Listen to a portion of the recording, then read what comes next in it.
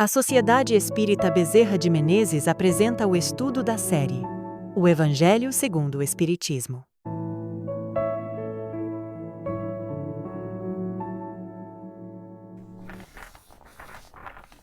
Olá! Quem é que nunca se sentiu sobrecarregado, sabe? Com o peso do mundo nas costas. Pois é, no nosso estudo de hoje, a gente vai mergulhar de cabeça no capítulo 6 de O Evangelho segundo o Espiritismo.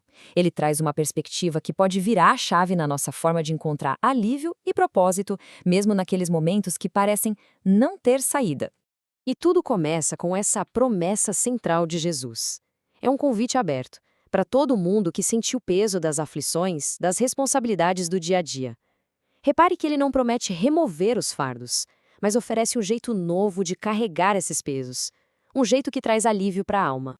Peraí, um fardo que alivia? Como assim? Parece até meio contraditório, não é mesmo? Um peso que, na verdade, torna as coisas mais leves? Pois é, vamos tentar entender isso melhor. Para a gente desembolar essa promessa, nosso papo vai seguir um caminho. A gente começa pelo convite de Jesus e o que significa esse fardo leve. Depois, a gente passa pela promessa de um Consolador, a verdade que ele traz e como a força da caridade transforma tudo isso em ferramentas práticas para a nossa jornada. Então vamos lá, para a primeira parte. O que será que Jesus quis dizer com um jugo leve? Um jugo é uma peça que prende, que serve para unir. Como é que algo assim pode ser leve e ainda por cima trazer alívio? Vamos ver o que a doutrina explica sobre isso.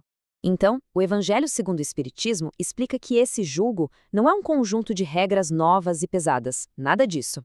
Na verdade, é simplesmente a prática do amor e da caridade. É menos sobre colocar mais um fardo nas costas e mais sobre encontrar uma maneira melhor de carregar os fardos que a gente já tem. E isso aqui mostra perfeitamente a virada de chave, sabe? Sem fé, as aflições da vida, as misérias, as dores físicas, a perda de alguém que a gente ama, parecem um peso morto, sem sentido. Mas quando a gente coloca a fé na equação, a confiança em algo maior, isso traz esperança, traz consolo, e o mesmo peso se torna suportável. Mas essa fé, que traz tanto consolo, não foi o ponto final da mensagem. Jesus sabia que a humanidade ainda ia precisar de mais esclarecimentos no futuro. Ele meio que indicou que seus ensinamentos não eram a palavra final, sabe? E é isso que nos leva direto para a promessa do Consolador. Jesus então promete um outro Consolador, o Espírito de Verdade. Alguém que viria mais tarde para ensinar todas as coisas e principalmente para clarear a sua mensagem. Essa promessa dá a entender que a mensagem original ou estava de alguma forma incompleta ou, o que é bem provável, seria mal compreendida com o passar do tempo. Então, ela precisaria de um esclarecimento no futuro. É como se ele tivesse lançado um software incrível, mas prometido que o manual de instruções completo chegaria depois. E aí vem uma pergunta que não quer calar, né? Se a mensagem já tinha sido entregue, por que a gente precisaria de mais alguma coisa? Por que era necessário outro consolador? Bom, neste capítulo, o Evangelho segundo o Espiritismo ensina que o Consolador veio para decodificar as parábolas, para corrigir os mal-entendidos que foram se acumulando ao longo dos séculos e, talvez o mais importante, para finalmente explicar o porquê por trás do sofrimento humano. Ok, então se o Consolador foi prometido para esclarecer todos esses pontos, a pergunta é quando e como ele chegou. E isso nos leva direto para a terceira parte da nossa análise, a chegada dessa verdade que liberta. De acordo com o Evangelho segundo o Espiritismo é justamente o cumprimento dessa promessa. É o Espírito de verdade chegando para falar as coisas de forma clara, direta, sem figuras de linguagem, levantando o véu sobre certos mistérios. E aqui a gente chega num ponto que muda tudo. A nova perspectiva sobre o sofrimento. Em vez de ser só uma tragédia aleatória, ele é apresentado como um processo com um propósito. O livro fala das dores como crises salutares, ou seja, crises que trazem a cura do espírito. É como um remédio amargo que, apesar do gosto ruim, é o que vai nos curar. A mensagem aqui é de empoderamento. Não se trata de vencer inimigos lá fora, mas de superar a impiedade dentro da gente. O egoísmo, o orgulho, a indiferença. É um chamado para a gente ser vencedor das nossas próprias fraquezas. Ok. Então a gente entende a causa e o objetivo do sofrimento. Mas como que a gente transforma essa teoria em prática para aliviar nossa carga de verdade?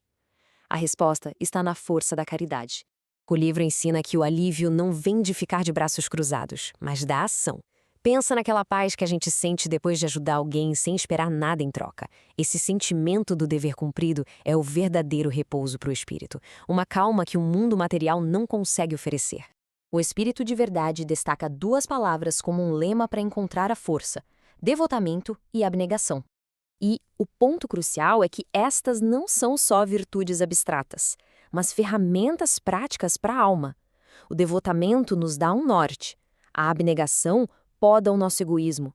A caridade e o amor constroem pontes com os outros. E a oração é a nossa conexão direta com o plano superior.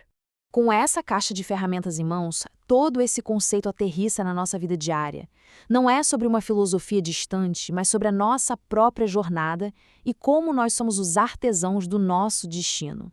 O Evangelho segundo o Espiritismo apresenta a vida como uma grande oficina. Os desafios são a matéria-prima. E cada pessoa é o artesão, moldando o próprio espírito para o futuro, dia após dia. Isso nos deixa com uma reflexão final. Se a dor é uma ferramenta e não um castigo, como é que a gente vai usá-la para construir o nosso futuro?